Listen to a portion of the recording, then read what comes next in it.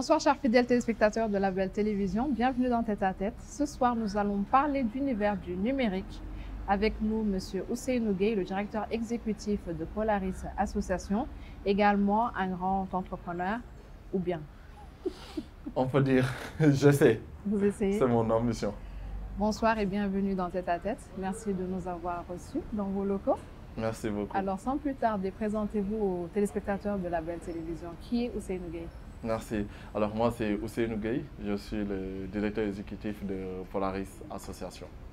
D'accord. Alors, qu'est-ce que Polaris Association? Mais avant ça, racontez-nous un petit peu votre parcours. Alors, toujours pas simple De parler de soi. de parler de soi. Ousseynou est un jeune entrepreneur social et qui est sénégalais, qui a fait ses études au Prytanée militaire de Saint-Louis et qui a poursuivi ses études par la suite en France, titulaire d'un master 2 de sciences politiques.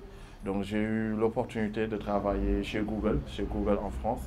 Donc j'y ai fait 4 ans dans un programme qui s'appelle Google Atelier Numérique. Et en 2019, j'ai décidé de revenir dans mon pays pour voir comment travailler avec mes frères et sœurs, comment travailler sur notre continent et dans notre pays, le Sénégal, pour impacter positivement. D'accord. Alors, comme je disais tantôt, vous êtes directeur exécutif de Polaris Asso. Alors, qu'est-ce que Polaris Association? Polaris Asso, c'est une association à but non lucratif basée entre la France et le Sénégal et qui accompagne les jeunes à saisir les opportunités du numérique. Donc, on est parti d'un constat, c'est qu'aujourd'hui, les jeunes sont très connectés. On a l'habitude de dire que les jeunes ne se connectent plus, ils vivent connectés. Dans les coins les plus reculés même du Sénégal, imaginez-vous, on se rend compte parfois que le jeune a plus facilement accès à Internet, à un smartphone qu'à des toilettes propres ou bien qu'à de l'assainissement.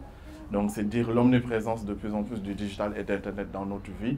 Et dans ce contexte-là, notre rôle, c'est de voir comment finalement cet outil numérique peut être un levier d'insertion professionnelle et d'épanouissement, un levier d'apprentissage et pas un levier de menace pour le jeune. Pour les jeunes. Donc, c'est ça Polaris Asso.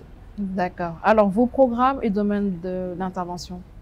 Alors, nous avons des programmes qui tournent autour de 3 pôles, autour de trois axes, on peut dire.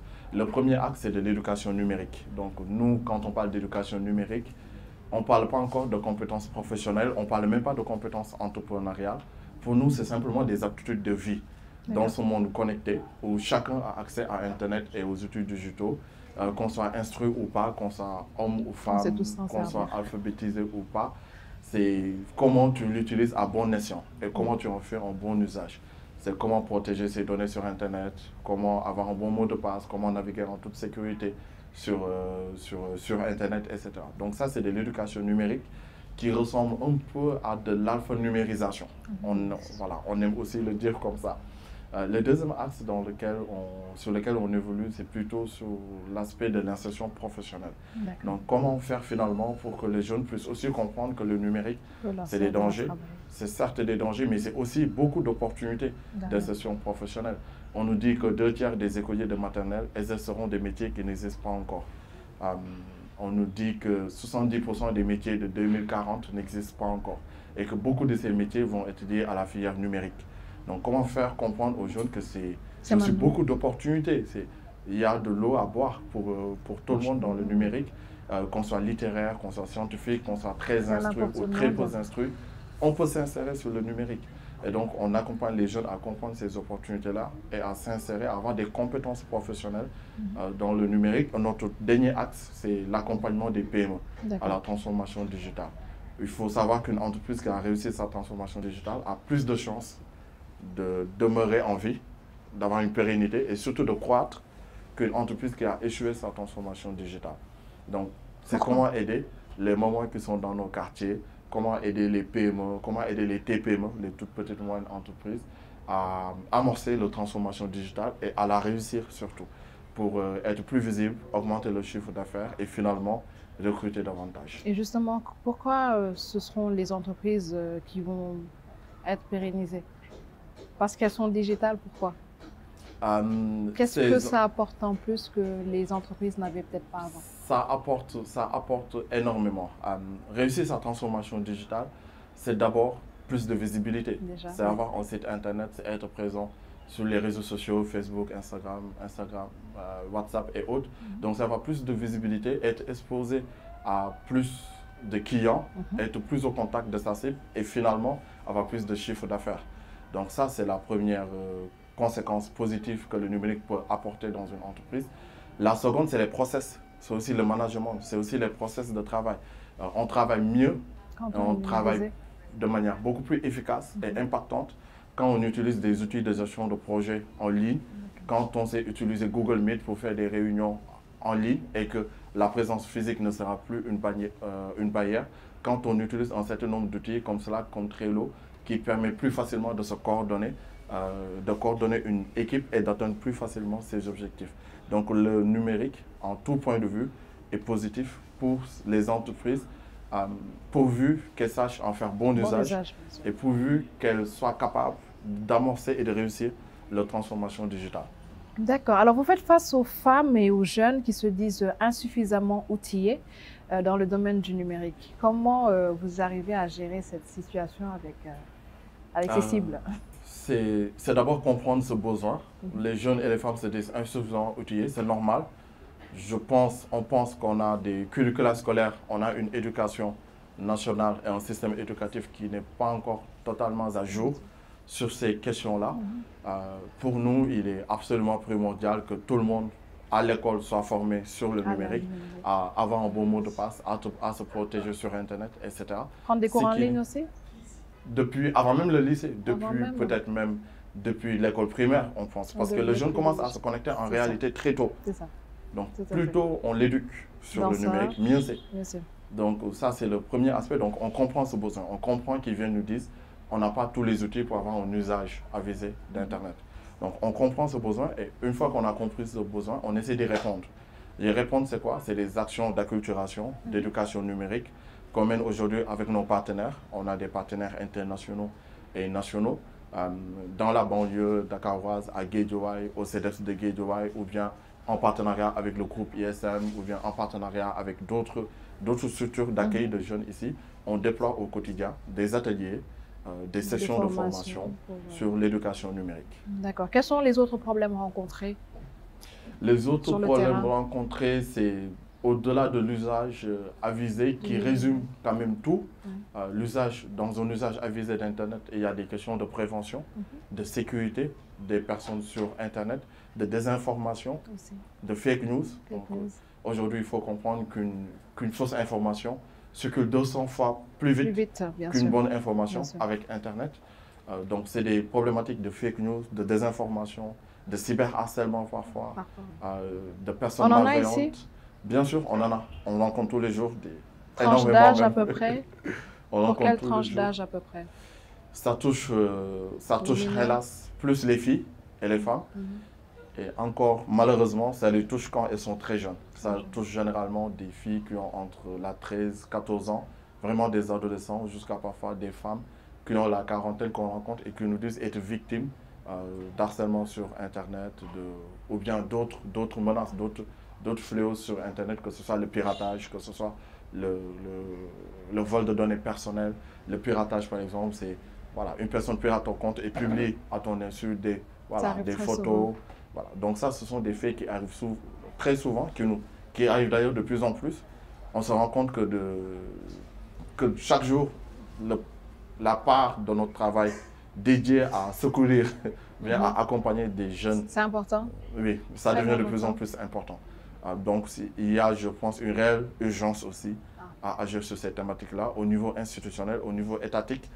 Moi aussi, je pense que c'est le rôle de la société civile, c'est ce que nous essayons de faire, d'agir sur ces sujets-là. Les ONG, les associations locales, les organisations communautaires de base qui accueillent ces publics-là, ces jeunes, ces femmes, à côté de l'école. Mais on est très conscient qu'une manière aussi d'avoir beaucoup d'impact sur ces sujets-là, c'est l'école. C'est pourquoi on travaille avec la FASTEF. Non seulement on a des actions dans les écoles, mais on veut que ce soit beaucoup plus structuré. On veut que ce soit beaucoup plus institutionnel, que ce soit marqué dans les curricula scolaires. Il y a un travail qui est en train d'être fait avec la FASTEF, qui est la faculté de l'Université Cheikh Anta Diop de Dakar, qui accompagne les enseignants, qui forme les enseignants. D'accord, au numérique toujours et aux enjeux du numérique. Vous êtes combien en termes d'effectifs et présent aussi où? On grossit pas mal. D'accord. On est à peu près 16 actuellement. On a une dizaine de personnes à Dakar. On a 5 personnes à peu près à Saint-Louis. On a une personne à Bamako. Et on a aussi des bénévoles à qui je tiens à rendre hommage, à remercier pour leur implication au quotidien. On a à peu près 45 jeunes bénévoles qui s'impliquent au quotidien dans nos actions. D'accord. Alors plus globalement, nous vivons aujourd'hui à l'ère du numérique. Quels sont réellement les enjeux? Non pas que pour Polaris Asso, mais vraiment de manière générale. Pour nous, l'enjeu le plus important, je vais revenir dessus. Les solutions encore qui seront apportées. C'est l'enjeu économique. C'est l'enjeu de la transformation digitale des entreprises.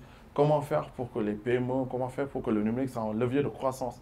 Ce qu'il faut comprendre, c'est que sans cette transformation digitale, il sera très difficile d'envisager une croissance de ces entreprises-là et finalement très difficile de les faire recruter et donc de créer de l'emploi. Vous pensez que plus tard, ces entreprises tendront à disparaître Oui. Alors, ça, c'est l'autre danger après. C'est-à-dire, ça, c'est l'autre risque. Si ces entreprises n'amorcent pas leur transformation digitale, je dirais les métiers, mais parfois l'entreprise carrément, risque de disparaître. Quand je dis qu'il y a 2/3 des écoliers de maternelle qui exerceront des métiers qui n'existent pas encore et que 70% des métiers de demain n'existent pas encore, ça veut dire que beaucoup de métiers vont disparaître. Donc, il faut le dire, des métiers vont disparaître et des métiers vont se transformer également. Donc, il faut parler de reconversion également. Il faut beaucoup accompagner à la reconversion. Il faut surtout aider les entreprises à faire évoluer leurs services, à faire évoluer leur offre, à faire évoluer leur équipe également. Aujourd'hui, on ne communique plus de la même manière. Donc, ça, les agences de communication l'ont compris et essaient de s'adapter à la donne digitale. Aujourd'hui, de plus en plus, on voit que la manne financière, que le budget financier dédié à la communication dans le monde est de plus en plus axé sur le digital et de moins en moins sur des canaux traditionnels tels que la télé ou la radio. Donc, comment faire pour que ces agences-là, pour qu'elles puissent être pérennes et surtout pour qu'elles puissent garder leurs ressources humaines, puissent suivre cette évolution-là. Qui d'autres doivent accompagner aujourd'hui pour toutes ces transformations à venir? En dehors de vous? Pour moi, c'est le jeune. Pour moi, ensuite, c'est l'État. C'est l'État? C'est la transformation digitale de notre administration également. Ils ont commencé ici au Sénégal? Ils ont commencé, je reste sur ma faim. On va y revenir. Il y a je pense qu'il y a des actes de bonne volonté. Et je pense qu'on ne va pas au-delà des actes de bonne volonté. Je pense maintenant qu'il faut être dans le concret, qu'il faut réellement amorcer en profondeur la transformation digitale de nos services publics, que ce soit les services fiscaux, que ce soit... Parce que ça, le privé le réussit. Le privé le réussit de plus en plus. Aujourd'hui, la guerre, c'est quoi l'actualité au Sénégal? C'est la guerre entre Orange Money et UEF. C'est des services financiers digitaux. C'est quoi l'actualité aujourd'hui? C'est quoi l'enjeu aujourd'hui? C'est que de plus en plus, on va payer nos factures d'eau et d'électricité à travers nos téléphones. À travers le téléphone. De plus en plus, on va payer la facture Canal, la facture Rapido pour le péage sur Internet. Donc, le privé le réussit. Ils comprennent parce qu'ils comprennent cette évolution des habitudes de consommation. Administrativement aussi, on devrait pouvoir aujourd'hui... Administrativement, on devait pouvoir avoir un casier judiciaire en ligne. Tu mets en ligne des documents et on t'envoie ton casier judiciaire. Administrativement, on devait être capable d'avoir un extrait de naissance en ligne parce que tout ça, ça se fait dans d'autres pays. Tout à fait. Ils n'ont rien de plus que nous. On a accès à Internet, Dieu merci. Le Sénégal est quand même un des pays, là il faut le souligner, qui a fait plus d'avancées sur la connectivité et sur l'accès à Internet. Donc pourquoi ne pas amorcer cette transformation digitale? J'ai envie de revenir un petit peu sur la formation, mais notamment des plus jeunes, parce que le Covid quand même nous a démontré qu'il serait peut-être temps de donner un petit coup de pouce davantage aux primaires, même aux petites classes, pour tout ce qui est cours en ligne aujourd'hui. Vous n'avez pas classe, vous êtes, je ne sais pas, confiné. Est-ce que vous aussi, pour votre part, vous pouvez aujourd'hui collaborer avec les petites classes, les petites écoles? Bien sûr. Comme je disais, plus tôt on commence, mieux c'est. Parce que l'âge moyen de connexion baisse de plus en plus. Si je me rappelle bien, entre 2016 et 2018, c'est passé de 14 à 12 ans. Mais en réalité, aujourd'hui, dans les grandes villes et dans les familles, dans les couches moyennes, l'enfant, il naît avec le smartphone. Et dès 1 an, 2 ans, il commence à utiliser des applications, il commence il commence déjà à utiliser Internet. Donc effectivement, plus tôt on insère des contenus éducatifs et des contenus de prévention sur le numérique, mieux ce sera. Vous avez parlé de la Covid. Je pense que la Covid a sublimé, ou bien a mis la lumière sur pas mal de nos failles. Sur le fait qu'on se rend compte que notre système éducatif est très peu digitalisé. Donc, les enfants étaient conciliés à rester à la maison, il n'y avait pas possibilité de... Ce qui a créé des inégalités. Donc les enfants qui étaient dans certaines écoles et qui étaient dans des familles qui avaient certains moyens ont pu continuer leur scolarité. Et d'autres n'ont pas pu avoir ça. Ça a créé aussi d'autres inégalités d'usage. Ça, c'est les inégalités d'accès. Mais on a aussi vu des inégalités d'usage. Et là, on s'est rendu compte que ni les jeunes, mais encore moins les profs, les enseignants n'étaient formés à cela. Nous, on a eu des histoires d'enseignants qui nous ont dit en plein cours de EPS, en ligne, à distance, pendant la Covid, ils ont dit à leurs jeunes, à leurs élèves, de se filmer en train de faire des pratiques sportives et d'envoyer ça dans un groupe WhatsApp pour qu'ils puissent voir. Voilà, vous imaginez ce que c'est en termes de divulgation de données personnelles, etc. C'est dire que même les enseignants, ce n'est pas de leur faute, ils n'ont pas forcément reçu l'accompagnement qu'il faut, d'où le travail qu'on est en train de faire avec la FASTEF et avec les enseignants de ce pays, n'ont pas vraiment les outils pour digitaliser notre système éducatif, ce qui s'impose aujourd'hui. Je pense que la Covid a été une très bonne alerte sur ça. Je pense que la Covid n'est pas encore prête à partir. Il faudra faire avec. Je pense que même quand elle partira, on ne sait jamais, il y aura d'autres occasions, d'autres contextes qui imposeront, encore une fois, de digitaliser notre système. Parlez-nous un petit peu du programme Banlieue numérique. Bien sûr. Le programme Banlieue numérique, c'est un programme cette fois-ci qui est axé sur les jeunes femmes, pour répondre à une problématique précise. Quand on parle d'inégalités sur le numérique, c'est des inégalités notamment en termes d'accès et d'usage, mais aussi en termes d'insertion professionnelle. Donc aujourd'hui, on se rend compte que les femmes sont plus ou moins exclues des métiers du numérique et des opportunités du numérique, comme partout ailleurs. Mais c'est beaucoup plus prégnant, c'est beaucoup plus présent sur le numérique. Nous, il nous arrive de recruter parfois sur les métiers du numérique. On recrutait un infographe il y a à peu près 3 mois. On a reçu 300 candidatures, 297 candidatures hommes. Et 3 candidatures femmes. Je parle d'infographie. Je ne parle pas de data scientist, je ne parle pas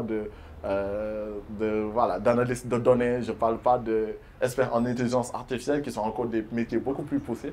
Mais si ne serait-ce que sur le métier d'infographe ou de développeur web, on a très peu de femmes. Imaginez-vous dans les autres secteurs. Donc il y a un gap à combler sur ça. Donc, et qu'est-ce qui explique ça? C'est la volonté, c'est le manque de formation de ces femmes sur... c'est quoi? C'est plusieurs facteurs à la fois. Je pense qu'il y a un peu de notre culture. Aussi. Je pense qu'il y a un peu de notre éducation, de comment on éduque. Certaines femmes les femmes, c'est marketing, c'est business, c'est pas pour être devant des ordinateurs. Voilà, je pense qu'il y a un peu de volonté politique, je pense qu'il y a un peu de manque de rôle modèle aussi, d'exemple. On a des femmes qui ont réussi dans le digital, dans le monde, qui sont de grandes figures du digital, et aussi dans notre pays. Allez à la Sonatel, allez dans certaines boîtes, vous allez voir des femmes qui sont chefs de département sur des postes IT. Donc, comment aussi ces femmes sont capables de dire c'est possible. C'est possible à toutes les lycéennes, à tous ces jeunes universitaires, c'est possible. Et c'est ce qu'on essaie de faire à travers le programme Banlieue numérique. C'est un programme qui va exclusivement être dédié aux femmes, qui va leur permettre de se former sur les métiers du numérique. Donc, c'est un programme qu'on déroule en partenariat avec la Fondation Thales, en partenariat avec Open Classroom, avec le Consortium Jeunesse Sénégal et avec Talento Africa. Donc, c'est un programme multidimensionnel qui va permettre à de jeunes femmes de se former sur les métiers du numérique, de s'engager aussi, de faire de la citoyenneté et d'aller former leurs petites sœurs sur des questions d'éducation numérique.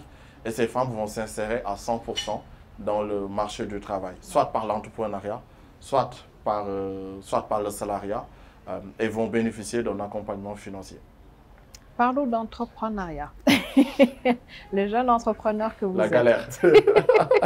Alors, comment ça se présente déjà en termes d'opportunités, mais surtout l'écosystème sénégalais est-il prometteur?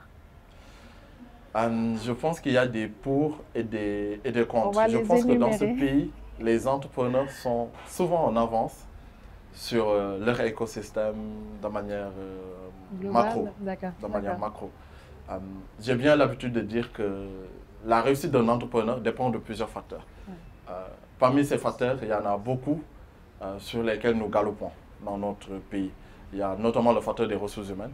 Est-ce que dans ce pays, on a des ressources humaines de qualité qui sont capables d'être de bons développeurs, qui sont capables d'être de bons gestionnaires de projets, qui ont les soft skills qu'il faut aussi, cette capacité à innover, à venir à l'heure, voilà. Est-ce que dans ce pays, on forme bien nos ressources humaines pour servir l'entrepreneuriat, le secteur privé? Je pense qu'il y a beaucoup d'efforts à faire sur ça, sur notre système de formation supérieure et de formation professionnalisante. Je pense ensuite qu'il y a beaucoup d'efforts à faire sur la culture entrepreneuriale. Est-ce que nous sommes finalement une société qui accepte l'entrepreneuriat? Est-ce que quand tu entreprends chez toi, on te dit bravo, on est hyper fier de toi, mon fils? Ou bien est-ce qu'on te dit... Dans quoi tu t'embarques? Merci, dans quoi tu t'embarques? Pourquoi tu ne veux pas bosser à la Sonatel? Pourquoi tu ne veux pas être inspecteur des impôts et domaines? Ils sont riches. Voilà, le fils de la maman à côté, il est inspecteur des impôts et domaines, il a réussi sa vie. Pourquoi toi, tu ne veux pas faire comme lui, aller faire les concours publics et tout? Donc voilà, donc il y a aussi cette problématique culturelle. Est-ce que dans cette société, on accepte, on encourage à l'entrepreneuriat? Est-ce qu'on valorise même la personne, j'ai envie de vous demander? Est-ce qu'on valorise l'entrepreneuriat? Ce qui est différent d'autres pays. Aujourd'hui, dans d'autres pays, tu viens, tu dis que tu es start-upper, mais les gens te regardent avec de gros yeux. Et si tu dis que tu es start-upper, tu vois. Il y a beaucoup d'efforts à faire sur ces deux volets-là, culture entrepreneuriale, formation des ressources humaines aptes à servir l'entrepreneuriat.